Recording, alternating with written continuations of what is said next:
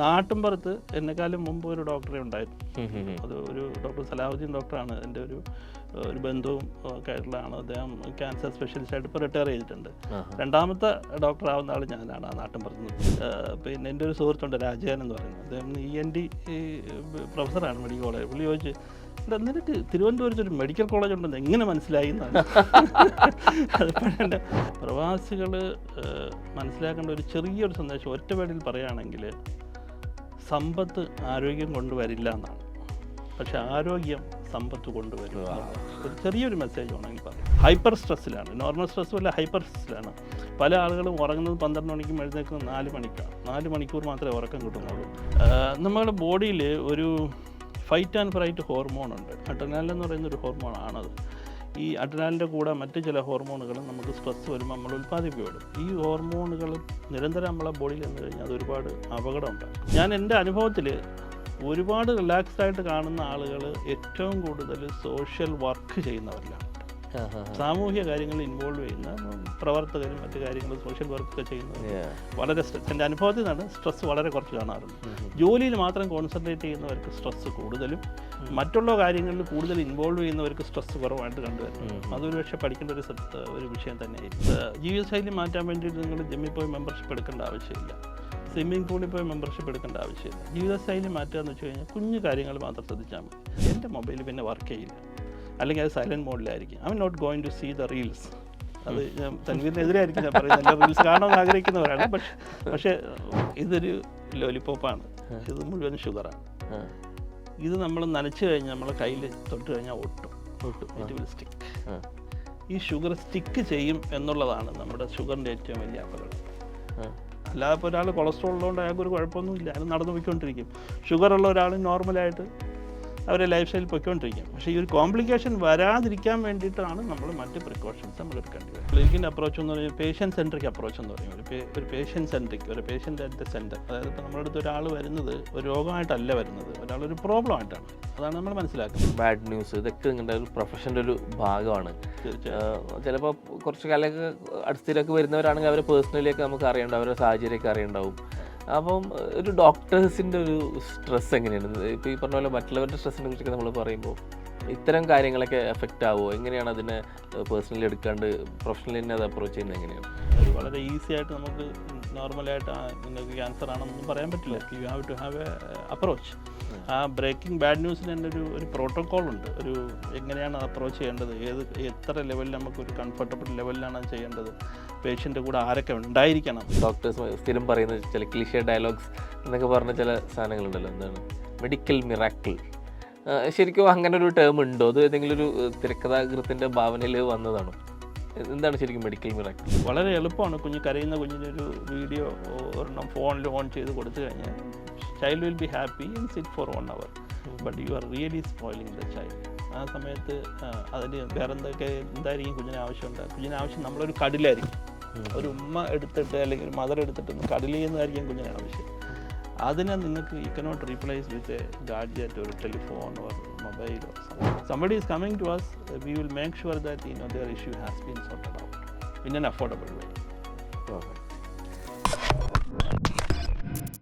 Hi, നമസ്കാരം. ആർ.ജെ. തൻവീർ ആണ് from 360 radio. ഇന്ന് എൻ്റെ സ്റ്റുഡിയോയിൽ വളരെ എക്സ്പീരിയൻസ്ഡ് ആയിട്ടുള്ളൊരു ഡോക്ടറാണ്.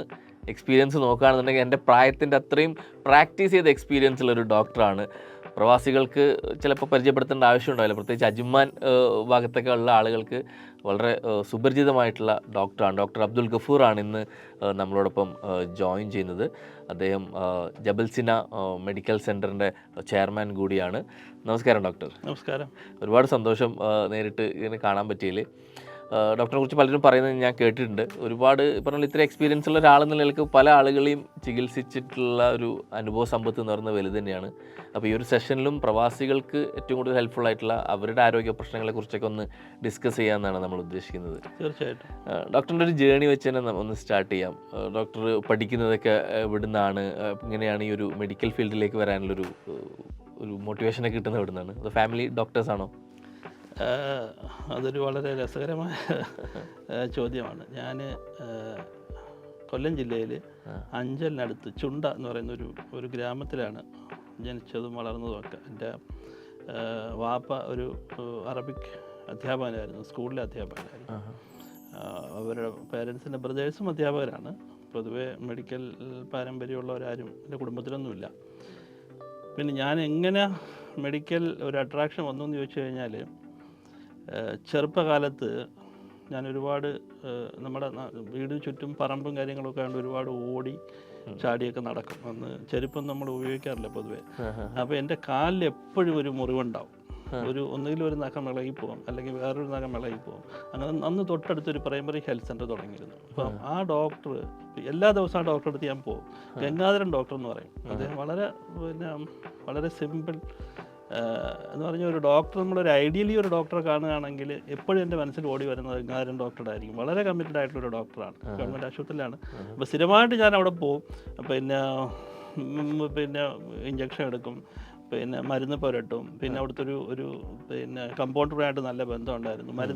മുറിവ് എങ്ങനെയാണ് വെച്ച് കെട്ടുന്നത് എന്നുള്ള അദ്ദേഹം എനിക്ക് പഠിപ്പിച്ചു തരും, ചെയ്തു തരും, പഠിപ്പിച്ചു തരും.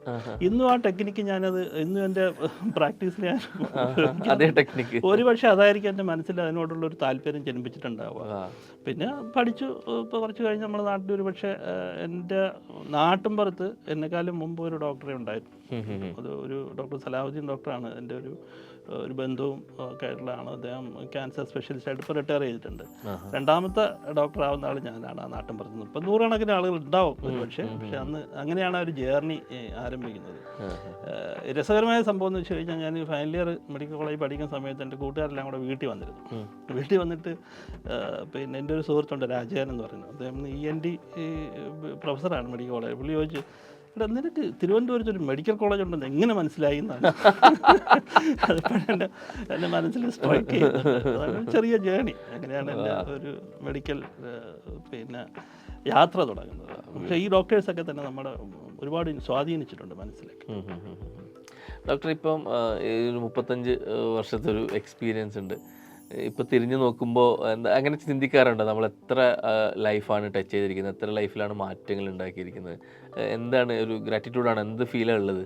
തീർച്ചയായിട്ടും അതൊരു അമേസിങ് ഫീലാണ്. കാരണം ഇന്നത്തെ പുതിയ ജനറേഷനിലെ കുട്ടികളൊക്കെ ഡോക്ടർ ഇപ്പം നമ്മൾ കാണുന്നത് വെച്ച് കഴിഞ്ഞാൽ ഈ ഡോക്ടർ പ്രൊഫഷൻ അത്ര അട്രാക്റ്റീവ് അല്ല എന്നിങ്ങനെ മനസ്സിലാക്കി IT-യിലും കമ്പ്യൂട്ടർ സയൻസിലും ഫൈനാൻസിലും ഒക്കെ പോയിട്ട് അവിടെ ഒരുപാട് നമുക്ക് നല്ല സാലറി കിട്ടും, വളരെ കംഫർട്ടബിൾ ജോലി കിട്ടും, ഒരുപാട് ജീവിത സൗകര്യങ്ങൾ കിട്ടും എന്നൊക്കെ പറഞ്ഞ് കുട്ടികളെല്ലാം അങ്ങോട്ട് തിരിഞ്ഞു പോകാറുണ്ട്. പലപ്പോഴും നമ്മുടെയൊക്കെ അടുത്ത ജനറേഷനിലെ കുട്ടികളൊന്നും വലിയ മെഡിക്കൽ ഫീൽഡിലോട്ട് വലിയ താല്പര്യം പൊതുവേ കാണിക്കാറില്ല.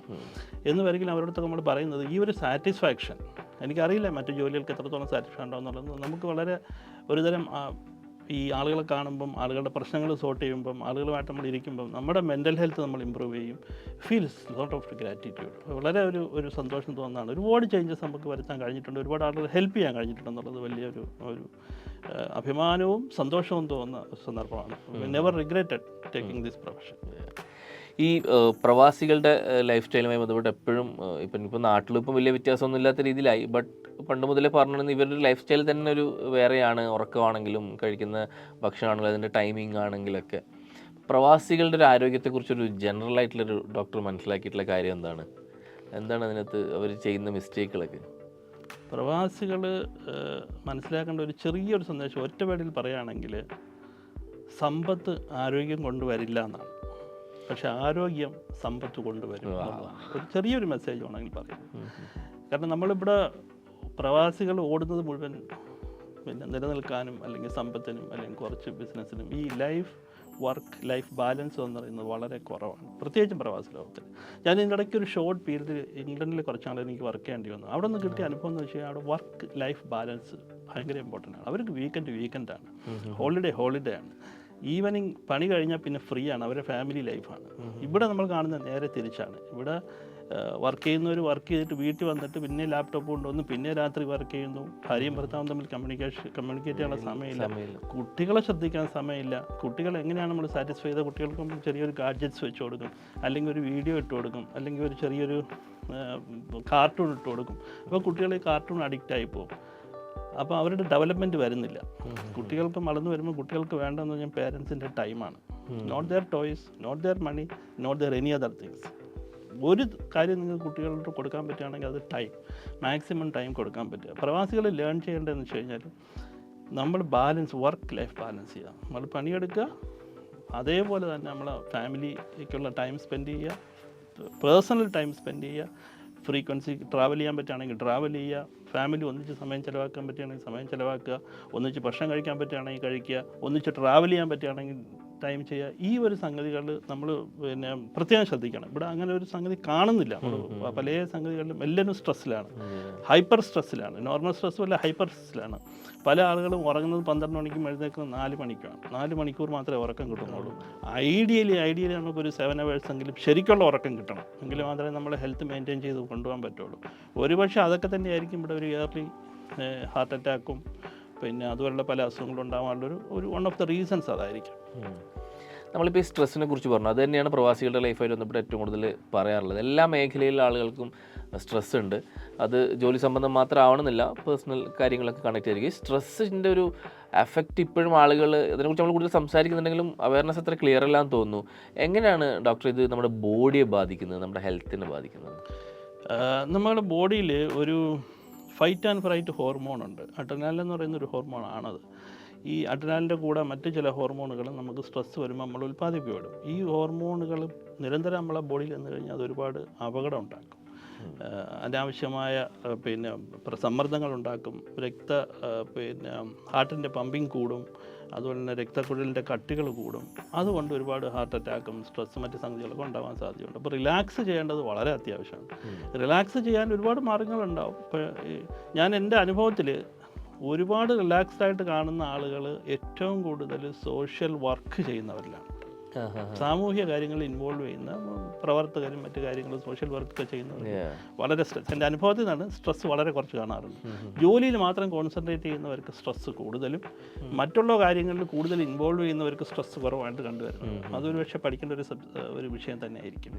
സോഷ്യലി കൂടുതൽ ഇൻവോൾവ് ആവുക, എൻഗേജ്ഡ് ആവുക എന്നുള്ളത് അത് വളരെ വളരെ നല്ല റിലാക്സേഷൻ കിട്ടുന്ന ഒരു സംഗതിയാണ് സാമൂഹ്യ പ്രവർത്തനങ്ങളിൽ ഏർപ്പെടുക. ഇപ്പോൾ ഈ ലൈഫ് സ്റ്റൈൽ ഡിസീസിനെ കുറിച്ച് തന്നെയാണ് നമ്മൾ ഏറ്റവും പ്രധാനമായിട്ട് എപ്പോഴും ഡിസ്കസ് ചെയ്യുന്ന ഒരു കാര്യം. അത് എത്ര പറഞ്ഞാലും നമുക്കതിന് ആൾക്കാർക്ക് ഒരു ജീവിതശൈലി എന്ന് പറഞ്ഞ പോലെ തന്നെ ആ ശൈലി മാറ്റാൻ വലിയൊരു ബുദ്ധിമുട്ടാണ്. അപ്പോൾ ഡോക്ടർ ഇങ്ങനെ ഇത്രയും പേഷ്യൻസിനെ നോക്കിയാൽ ഡോക്ടർക്ക് എന്താ പറയാനുള്ളത്? ജീവിതശൈലിയിൽ നമുക്ക് എന്ത് മാറ്റമാണ് കൊണ്ടുവരാൻ പറ്റുക? അത് അത്ര എളുപ്പമാണോ എന്നൊക്കെയാണ് പലരും ചോദിക്കുന്നത് ഇവിടുത്തെ ഒരു സാഹചര്യത്തിൽ. വളരെ എളുപ്പമാണ്.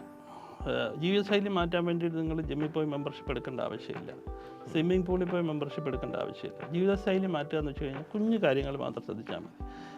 ഒരു അരമണിക്കൂർ ഡെയിലി നമുക്ക് കുറച്ച് ബ്രിസ്ക് വാക്കിംഗ് നടക്കാൻ പറ്റുമോ, ചെയ്യാൻ പറ്റുമോ നമുക്ക്. നമ്മൾ പാർക്ക് ചെയ്യുന്നത് നമ്മളെ ഓഫീസിൻ്റെ ഫ്രണ്ടിൽ തന്നെ പാർക്ക് ചെയ്യണമെന്ന് നമ്മൾ വാശി പിടിക്കാതെ ഒരു 15 മിനിറ്റ് നടന്നു പോകാൻ പറ്റുന്ന ഒരു പാർക്കിംഗ് സ്പേസിലേക്ക് നമുക്ക് പോകാൻ പറ്റും. ലിഫ്റ്റ് ഉപയോഗിക്കാതെ നമ്മൾ സ്റ്റെപ്പ് കയറി പോകാൻ പറ്റുകയാണെങ്കിൽ കയറി ഉപയോഗിക്കാൻ പറ്റും. ഡെയിലി നമ്മളെ വാച്ചിൽ തന്നെ നമ്മൾ സെറ്റ് ചെയ്തിട്ട് ഞാനൊരു അരമണിക്കൂർ ഇന്ന് ബ്രിസ്ക് വാക്കോ നടത്തുകയോ ചെയ്തിട്ടുണ്ടോ നമ്മൾ കാൽക്കുലേറ്റ് ചെയ്യുക. അരമണിക്കൂർ ഒരു 15 മിനിറ്റ് 2 പ്രാവശ്യം ആവാം, 10 മിനിറ്റ് കൊണ്ട് 3 പ്രാവശ്യം ആവാം. ഒരു ദിവസം ഈസി ആയിട്ട് നമുക്ക് ചെയ്യാൻ പറ്റും. സൂപ്പർ മാർക്കറ്റിൻ്റെ ഫ്രണ്ടിൽ പാർക്ക് ചെയ്യാതെ കുറച്ച് ദൂരെ പാർക്ക് ചെയ്തിട്ട് നമുക്ക് നടന്ന് സാധനം തൂക്കിക്കൊണ്ട് വരാൻ പറ്റും. അങ്ങനെയൊക്കെയുള്ള ചെറിയൊരു ചേഞ്ചസ് നമുക്ക് വരുത്തുകയാണെങ്കിൽ നമ്മളെ വാക്കിംഗ് നമ്മൾ കൺട്രോൾഡായി. രണ്ടാമത്തത് സദ്യ നമ്മൾ ഉണ്ണണം എന്നില്ല, സദ്യ നമ്മൾ ടേസ്റ്റ് ചെയ്താൽ മതി. സദ്യ ഉണ്ണുന്നതും ടേസ്റ്റ് ചെയ്യുന്നതും തമ്മിൽ വ്യത്യാസമുണ്ട്. ഇപ്പോൾ ഓണമാണ് വരുന്നത്, എല്ലാ ആഴ്ചകളും സദ്യ ആയിരിക്കും നമുക്ക്. ഈ എല്ലാ സദ്യകളും നമുക്ക് കഴിക്കാനുള്ളതാണ് എന്ന് നമ്മൾ വിചാരിക്കാതെ ഇത് നമുക്ക് പോയി ടേസ്റ്റ് ചെയ്യാമെന്ന് വിചാരിക്കുകയാണെങ്കിൽ തന്നെ നമ്മുടെ ലൈഫ് സ്റ്റൈലിൽ ഒരു വലിയൊരു ഭാഗം കഴിയും. പിന്നെ ഇവിടെ എല്ലാവരും ഫുഡി ആളുകളാണ്, എല്ലാ സ്ഥലത്തും തിന്നുന്നതും ഒക്കെ ഭയങ്കര ഹെവി ആയിട്ട് ആഹാരം കഴിക്കുന്നതാണ്. ഹെവി ആയിട്ട് ആഹാരം വേണ്ട, നമ്മൾ ആവശ്യത്തിനുള്ള ഫുഡ് കഴിക്കുക. ഇപ്പം കാർബോഹൈഡ്രേറ്റ് കംപ്ലീറ്റ് ഒഴിവാക്കണമെന്ന് നിർബന്ധമൊന്നുമില്ല, പക്ഷേ അതിൻ്റെ ക്വാണ്ടിറ്റി വളരെ വളരെ കുറയ്ക്കുക. വളരെ കുറച്ച് കൂടുതൽ വെജിറ്റബിൾസ്, കൂടുതൽ ഫ്രൂട്ട്സ്. പിന്നെ വേറൊരു ചെറിയൊരു ടെക്നിക്ക് എന്ന് പറഞ്ഞാൽ 5 ഫ്രൂട്ട്സ് പെർ ഡേ. നമ്മളൊരു ഷോപ്പിംഗ് മാളിൽ ചെന്ന് ഫ്രൂട്ട് വാങ്ങിക്കാൻ പോകുമ്പോൾ നമുക്ക് കുട്ടികൾക്ക് തന്നെ 5 കളേഴ്സ് ഓഫ് ഫ്രൂട്ട് വാങ്ങിക്കാം daily. 5 colours will mix all the vitamins and minerals. അങ്ങനെ കുഞ്ഞു കുഞ്ഞു ചേഞ്ചസ് നമുക്ക് വരുത്തുകയാണെങ്കിൽ ഇത് നമ്മളെ ലൈഫ് സ്റ്റൈലിൽ മോഡിഫൈ ചെയ്യാൻ പറ്റും. പിന്നെ ഉറങ്ങാൻ വേണ്ടി നമ്മളൊരു ടൈം ഉണ്ടാക്കി വയ്ക്കുക. ഓക്കെ, 10 o'clock അല്ലെങ്കിൽ 11 o'clock നമ്മൾ സെറ്റ് ചെയ്ത് കഴിഞ്ഞാൽ എൻ്റെ മൊബൈൽ പിന്നെ വർക്ക് ചെയ്യില്ല, അല്ലെങ്കിൽ അത് സൈലൻറ്റ് മോഡിലായിരിക്കും. I'm not going to see the reels. അത് തൻവീറിനെതിരായിരിക്കും ഞാൻ പറയുന്നത്, എല്ലാ റീൽസ് കാണണമെന്ന് ആഗ്രഹിക്കുന്നവരാണ്. പക്ഷേ വേറൊരു പോസിറ്റീവ് ആസ്പെക്റ്റ് പറയുകയാണെങ്കിൽ we have to set some time. ഈ ടൈം കഴിഞ്ഞാൽ പിന്നെ നമ്മൾ നമ്മുടെ പേഴ്സണൽ ടൈമിലാണ് we are going to sleep. പിന്നെ ലാപ്ടോപ്പ്, ഗാഡ്ജറ്റ്സ്, TV അങ്ങനെ സാധനങ്ങളൊന്നും നമ്മളെ ബെഡ്റൂമിൽ നമ്മൾ വയ്ക്കാതിരിക്കുക. ബെഡ്റൂം ഈസ് ഫോർ സ്ലീപ്പിംഗ് എന്ന് പറയുന്നൊരു സെറ്റപ്പ് നമ്മളും ക്രിയേറ്റ് ചെയ്യുക, കുട്ടികൾക്കും അത് പഠിപ്പിച്ചു കൊടുക്കുകയാണെങ്കിൽ തന്നെ will get A sound comfortable 7 hours of sleep. അത് നമുക്ക് സെറ്റ് ചെയ്യാൻ പറ്റും. അപ്പോൾ ഉറക്കം നമ്മുടേതായി, പിന്നെ സ്ട്രെസ് കുറയ്ക്കാനുള്ള സംഗതികളായി, ഫുഡ് നമ്മൾ എന്തൊക്കെ ചെയ്യണമെന്നുള്ള വളരെ സിമ്പിളായിട്ടുള്ള ടെക്നിക്ക് ഞാൻ പറഞ്ഞു തന്നു. ഒരുപാട് നമ്മൾ ചെയ്യണമെന്നില്ല. ജിമ്മിൽ പോകാതെ തന്നെ 30 minutes exercise 5 days in a week, 150 minutes ആണ് സാധാരണ WHO പറയുന്ന exercise level for every person. അത് ചെയ്യാൻ പറ്റും. അത് നമ്മളെ ലൈഫ് സ്റ്റൈൽ തന്നെ മോഡിഫൈ ചെയ്യാൻ പറ്റും. വളരെ സിമ്പിളായിട്ട് തന്നെ നമുക്ക് ഇതൊക്കെ ചെയ്യാൻ കഴിഞ്ഞു. ഈ ഷുഗർ അത് എപ്പോഴും ഒരു വില്ലനായിട്ട് തന്നെ ചിത്രീകരിക്കപ്പെടുമ്പോഴും ആളുകളുടെ ഇടയിൽ അതൊരു സ്റ്റാറായിട്ട് തന്നെ ഉണ്ട്. അത് ഒഴിവാക്കാൻ പറ്റാത്ത വലിയൊരു വിഭാഗമുണ്ട്. ഞാൻ അതിൽപ്പെട്ട ഒരു പ്രധാനപ്പെട്ട ഒരാളാണ്. എനിക്ക് ഭയങ്കര ഇഷ്ടമാണ് ഇത്. ഷുഗർ എത്രത്തോളം വില്ലനാണ്, എങ്ങനെയാണ് നമ്മുടെ ലൈഫിൽ നിന്ന് ഷുഗറിനെ മാറ്റി വെക്കാൻ പറ്റുക? ഷുഗർ ഭയങ്കര വില്ലനാണ്. ഇതൊരു ലോലിപ്പോപ്പാണ്. ഇത് മുഴുവൻ ഷുഗറാണ്. ഇത് നമ്മൾ നനച്ചു കഴിഞ്ഞാൽ നമ്മളെ കയ്യിൽ തൊട്ട് കഴിഞ്ഞാൽ ഒട്ടും ഇറ്റ് വിൽ സ്റ്റിക്ക്. ഈ ഷുഗർ സ്റ്റിക്ക് ചെയ്യും എന്നുള്ളതാണ് നമ്മുടെ ഷുഗറിൻ്റെ ഏറ്റവും വലിയ അപകടം. നമ്മുടെ ബോഡിയിലൊരു ലെവൽ ഷുഗർ കഴിഞ്ഞു കഴിഞ്ഞാൽ ബോഡിയിലെ എല്ലാ ഭാഗത്തും ഇത് പോയി ഒട്ടിപ്പിടിക്കാൻ തുടങ്ങും. ഒരിക്കലും അത് ഒട്ടിപ്പിടിച്ച് കഴിഞ്ഞാൽ അത് പിന്നെ സൂപ്പർ ഗ്ലൂ പോലെയാണ്, അത് മാറില്ല. എങ്ങനെ ഒട്ടിപ്പിടിക്കുമെന്ന് വെച്ച് കഴിഞ്ഞാൽ നമ്മളെ കണ്ണിനകത്ത്, ഹാർട്ടിനകത്ത്, കിഡ്നിക്കകത്ത്, കാലിൻ്റെ ലോവർ എൻഡിൽ, ഫുട്ടിൻ്റെ സ്ഥലത്തൊക്കെ ചെറിയ ചെറിയ ബ്ലഡ് വെസലിൽ ഇത് പോയി ഒട്ടിപ്പിടിക്കും. ഒട്ടിപ്പിടിച്ച് കഴിഞ്ഞാൽ അതുവഴിയുള്ള ബ്ലഡ് ഫ്ലോ അങ്ങ് കുറയും.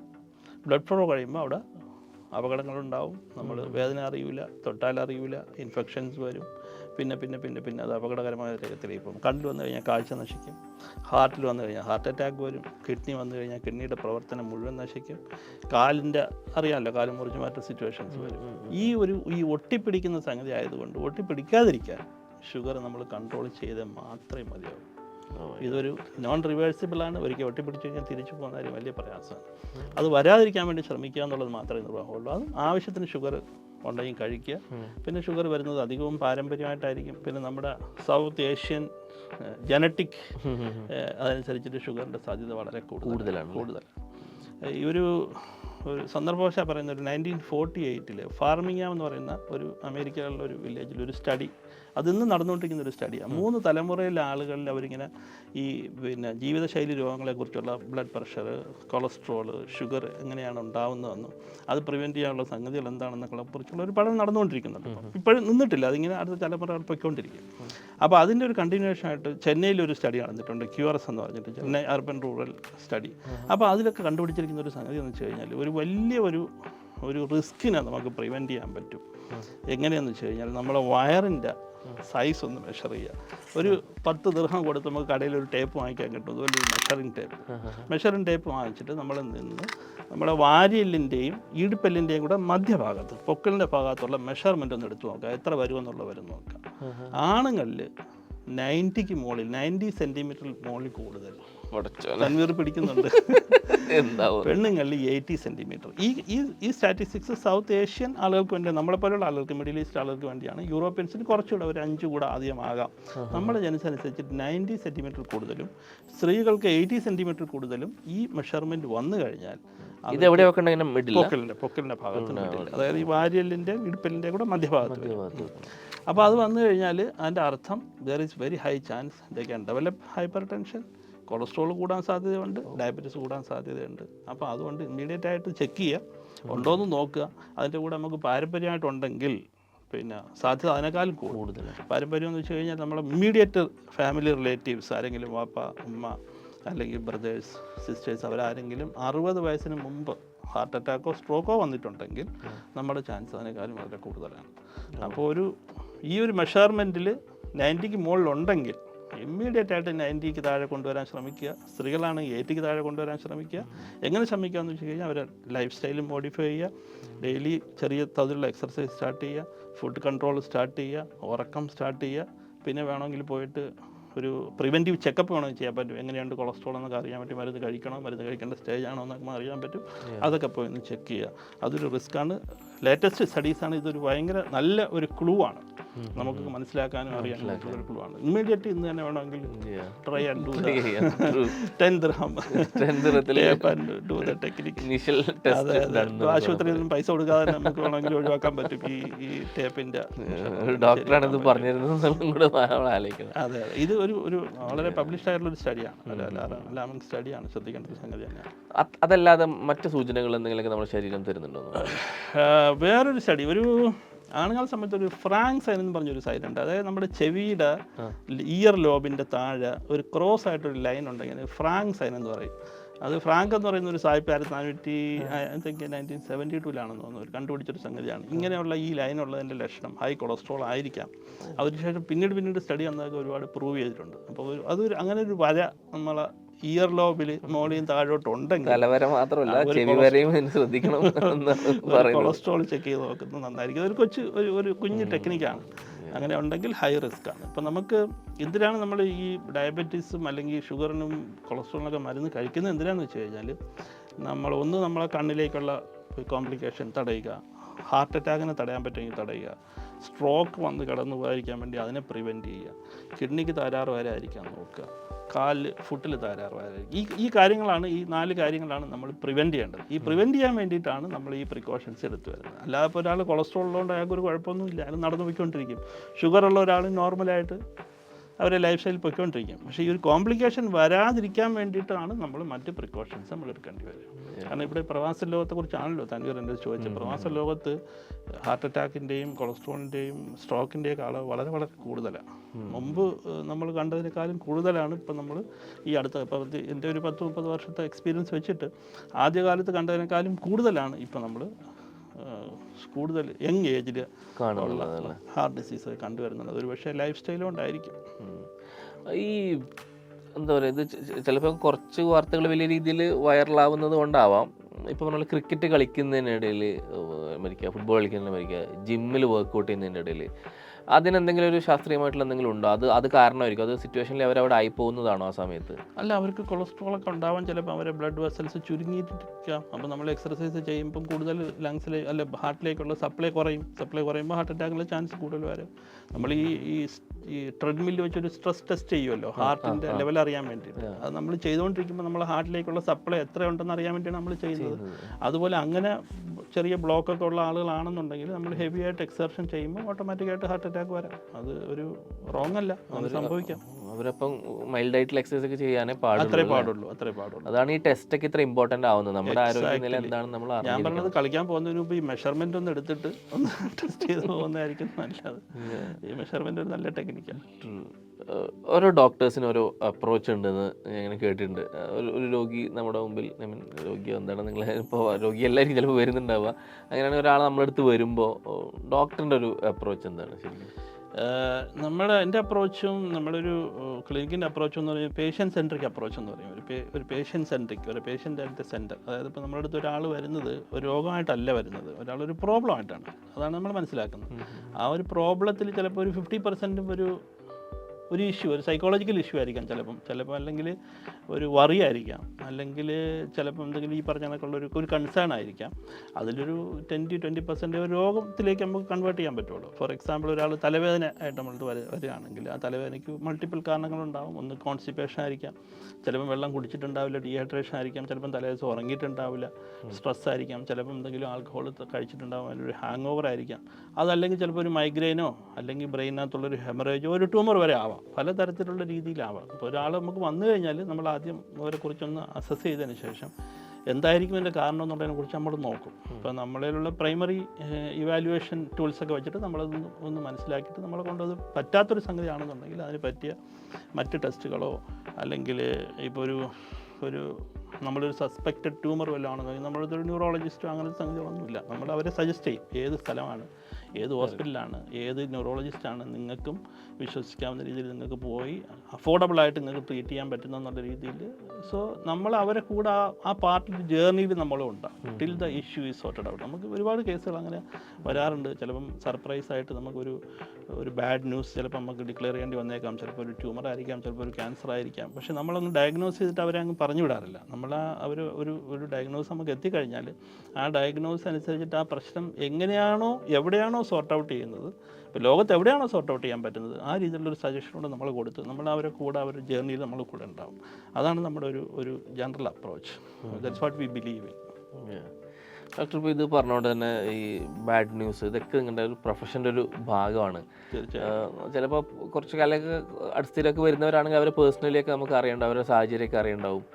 അപ്പം ഒരു ഡോക്ടേഴ്സിൻ്റെ ഒരു സ്ട്രെസ് എങ്ങനെയാണ്? ഇപ്പോൾ ഈ പറഞ്ഞ പോലെ മറ്റുള്ളവരുടെ സ്ട്രെസ്സിനെ കുറിച്ചൊക്കെ നമ്മൾ പറയുമ്പോൾ ഇത്തരം കാര്യങ്ങളൊക്കെ എഫക്റ്റ് ആവുമോ? എങ്ങനെയാണ് അതിനെ പേഴ്സണലി എടുക്കാണ്ട് പ്രൊഫഷണലി തന്നെ അത് അപ്രോച്ച് ചെയ്യുന്നത് എങ്ങനെയാണ്? പേഴ്സണലി വരും. കാരണം ഇതെല്ലാം നമ്മൾക്ക് ഇൻഡിവിജ്വൽസ് ആണല്ലോ, നമ്മളെല്ലാം പേഴ്സണൽ ആണല്ലോ. അപ്പോൾ നമുക്ക് വേണ്ടപ്പെട്ടവരോ അല്ലെങ്കിൽ നമ്മൾ സ്ഥിരമായിട്ട് അസോസിയേറ്റ് ചെയ്യുന്ന ആളുകളൊക്കെ വരുമ്പോൾ ആരായാലും നമ്മളിതൊരു പേഷ്യൻ്റ് വരുമ്പോൾ അവർക്കൊരു ബാഡ് ന്യൂസ് ഡിക്ലെയർ ചെയ്യേണ്ടി വരിക എന്ന് പറഞ്ഞാൽ it is stressful for us. അത് വളരെ ഈസി ആയിട്ട് നമുക്ക് നോർമലായിട്ട് നിങ്ങൾക്ക് ക്യാൻസർ ആണെന്നൊന്നും പറയാൻ പറ്റില്ല. You have to have a approach. ആ ബ്രേക്കിംഗ് ബാഡ് ന്യൂസിന് തന്നെ ഒരു പ്രോട്ടോക്കോൾ ഉണ്ട്. എങ്ങനെയാണ് അപ്രോച്ച് ചെയ്യേണ്ടത്, എത്ര ലെവലിൽ നമുക്കൊരു കംഫർട്ടബിൾ ലെവലിലാണ് ചെയ്യേണ്ടത്, പേഷ്യൻ്റെ കൂടെ ആരൊക്കെ ഉണ്ടായിരിക്കണം, അവരുടെ റിലേറ്റീവ്സ് കൂടെ ഉണ്ടാവണോ. നമ്മളൊരു പേഷ്യൻ്റ് വന്നു കഴിഞ്ഞാൽ കൂടെ ആരും ഇല്ലെന്നുണ്ടെങ്കിൽ നമ്മൾ ഉടനെ ഇതിനൊക്കെ ക്യാൻസർ ആണെന്ന് പറയാറില്ല. Will call them the relatives, friends, അവരുണ്ടെങ്കിൽ അവരെ കൂടെ ഇരുത്തി നമ്മളത് കാര്യം പറഞ്ഞു കൊടുക്കും തോറും ആ പ്രശ്നത്തിൻ്റെ സൊല്യൂഷൻസിലാണ് നമ്മൾ തുടങ്ങുക. ഓക്കെ, നിങ്ങൾക്കൊരു ക്യാൻസർ ഉണ്ട്, പക്ഷേ ഈ ക്യാൻസർ ട്രീറ്റബിളാണ്, ഇന്ന സ്ഥലത്ത് തന്നെ ട്രീറ്റ്മെൻറ്റ് ഉണ്ട്, ഇത്ര ആളുകൾക്ക് അത് ട്രീറ്റ് ചെയ്ത് സുഖപ്പെട്ടിട്ടുണ്ട്, അതിന് ഇത്ര സർവൈവൽ റേറ്റ് ഉണ്ടെന്നൊക്കെ പറഞ്ഞിട്ടുള്ള വളരെ പോസിറ്റീവായിട്ടുള്ളൊരു അപ്രോച്ചിൽ മാത്രമേ നമുക്കൊരു ബാഡ് ന്യൂസിനെ ഗുഡാക്കി കൺവേർട്ട് ചെയ്ത് മാത്രമേ പറയാൻ പറ്റൂ. We can hide the fact. സത്യം മറച്ചു വയ്ക്കാൻ പറ്റില്ല. നമ്മൾ ഓണസ്റ്റ് ആയിരിക്കണം, ട്രൂത്ത്ഫുൾ ആയിരിക്കണം. പക്ഷേ നമ്മൾ പറയുന്ന അപ്രോച്ചിൽ അവരുടെ ഫീലിങ്സും കൂടെ ഇൻവോൾവ് ചെയ്തുകൊണ്ട് മാത്രമേ നമുക്കത് ഡിക്ലെയർ ചെയ്യാൻ പറ്റുള്ളൂ. അതൊരു ആർട്ടാണ്, അത് പഠിക്കേണ്ടത് തന്നെയാണ്.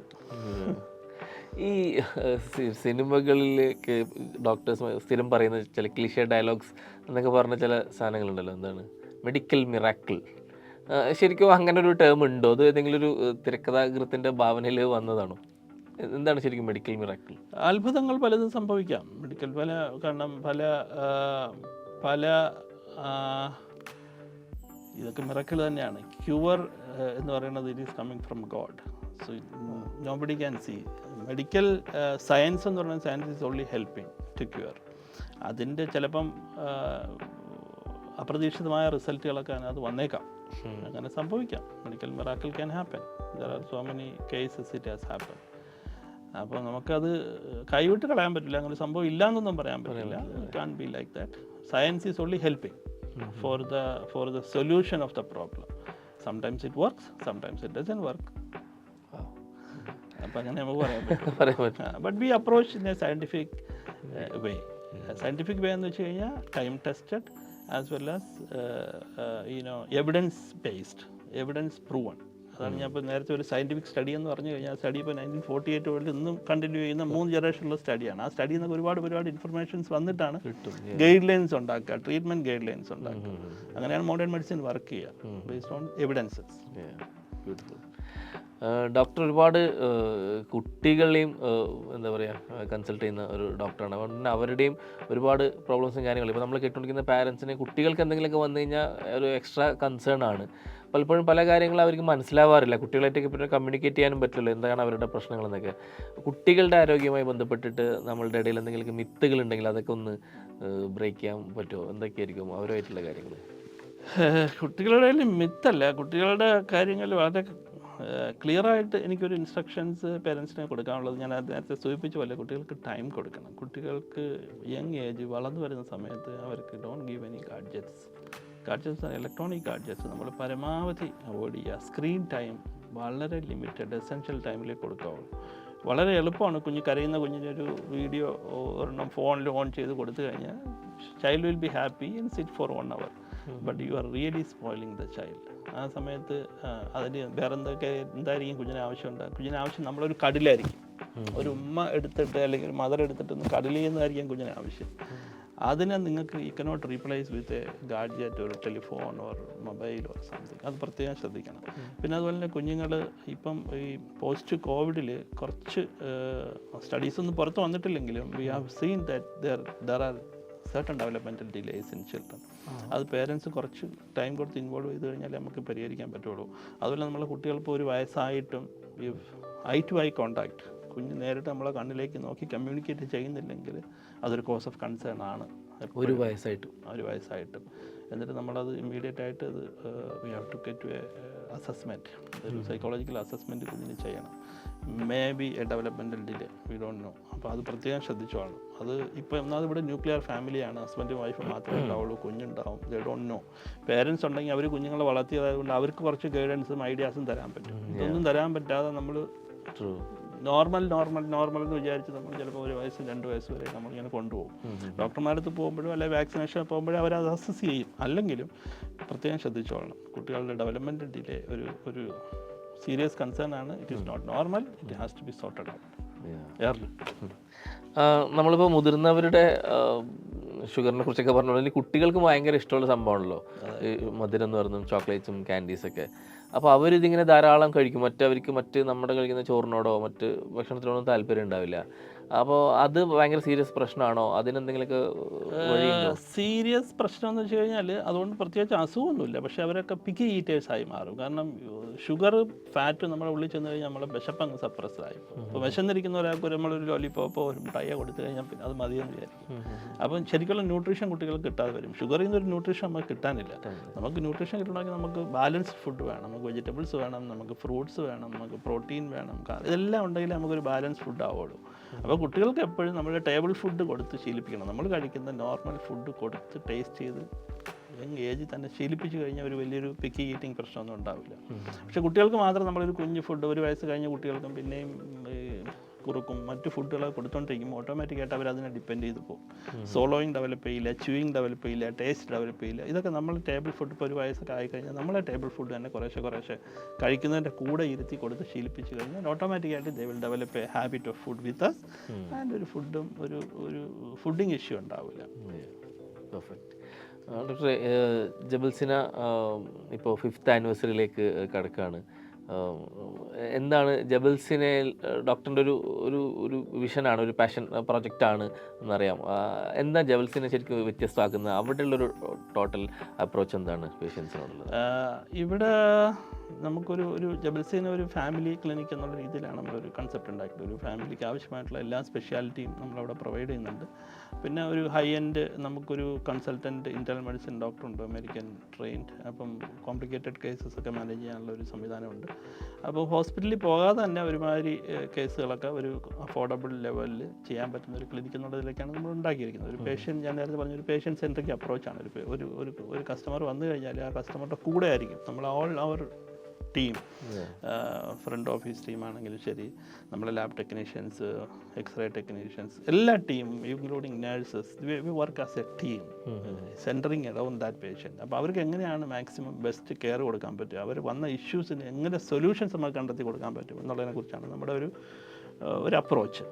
അപ്പോൾ ഞാൻ നേരത്തെ സൂചിപ്പിച്ച പോലെ ഇപ്പോൾ ഒരു തലവേദനയായിട്ട് വന്നു കഴിഞ്ഞാൽ അത്യാവശ്യം തലവേദനയ്ക്കുള്ള മരുന്ന് നമുക്ക് കൊടുക്കാനുള്ള കപ്പാസിറ്റി ഉണ്ടെങ്കിലും നമുക്കൊരു വലിയൊരു ഇഷ്യൂ വന്നു കഴിഞ്ഞാൽ അത് സോർട്ട് ഔട്ട് ചെയ്യാനുള്ള നമ്മളിൽ സംവിധാനങ്ങളില്ല. നമുക്കൊരു CT സ്കാനോ അല്ലെങ്കിൽ നമുക്കൊരു ന്യൂറോളജിസ്റ്റോ ന്യൂറോ സർജനോ അങ്ങനെ സംഗതികളൊന്നുമില്ല. അതുള്ള സമയത്തും നമ്മൾ ഈ തലവേദന കൈവിടാതെ തന്നെ ഇത് അപ്രോച്ചുള്ള സ്ഥലത്തേക്ക് നമ്മളെ പ്രോപ്പറായിട്ട് ഗൈഡ് ചെയ്ത് അവരുടെ ഇഷ്യൂ സോർട്ട് ഔട്ട് ചെയ്ത് കൊണ്ടുവരുന്നത് വരെ നമ്മൾ അവരുടെ കൂടെ തന്നെ ഉണ്ടാവും. ഫോളോ അപ്പ് ആയാലും ശരി, നമ്മൾ അവരുടെ കൂടെ തന്നെ ഉണ്ടായാലും ശരി. So somebody is coming to us, we will make sure that their issue has been sorted out in an affordable way. Perfect. Thank you so much doctor. വളരെ ഇൻസൈറ്റ്ഫുൾ ആയിട്ടുള്ളൊരു സെഷനായിരുന്നു, ഇൻട്രാക്റ്റിംഗ് ആയിരുന്നു. നമ്മൾ ചിലപ്പോൾ ഒരു മെഡിക്കൽ സംഭവങ്ങളൊക്കെ കേൾക്കുമ്പോൾ കുറച്ചൊരു ബോറടിക്കാന്നൊക്കെ പറയാറുണ്ട്. നമുക്ക് അങ്ങനത്തെ ഒരു ഫീലും ഉണ്ടായിരുന്നില്ല. നമ്മുടെ റിയൽ ലൈഫായിട്ടുള്ള ഓരോ കാര്യങ്ങളും ഡോക്ടർ കണക്ട് ചെയ്തത് ബ്യൂട്ടിഫുൾ ആയിരുന്നു. എന്നാലും വളരെ ഇൻഫോർമേറ്റീവ് ആയിട്ടുള്ള ഒരു സെഷന് നമ്മുടെ സ്റ്റുഡിയോയിലേക്ക് വന്നതിന് ഒരുപാട് സന്തോഷം. ഇടയ്ക്കിടയ്ക്ക് ഇങ്ങനെ വരിക, നമുക്ക് ഒരുപാട് കാര്യങ്ങൾ ജനങ്ങളായിട്ട് സംസാരിക്കാനുണ്ട്. Thank you Tanveer. And the journey was good, your approach was good. എനിക്ക് വളരെ ഇഷ്ടപ്പെട്ടു. നല്ല രീതിയിൽ അത് അവതരിപ്പിച്ചു. Thank you very much. Thank you.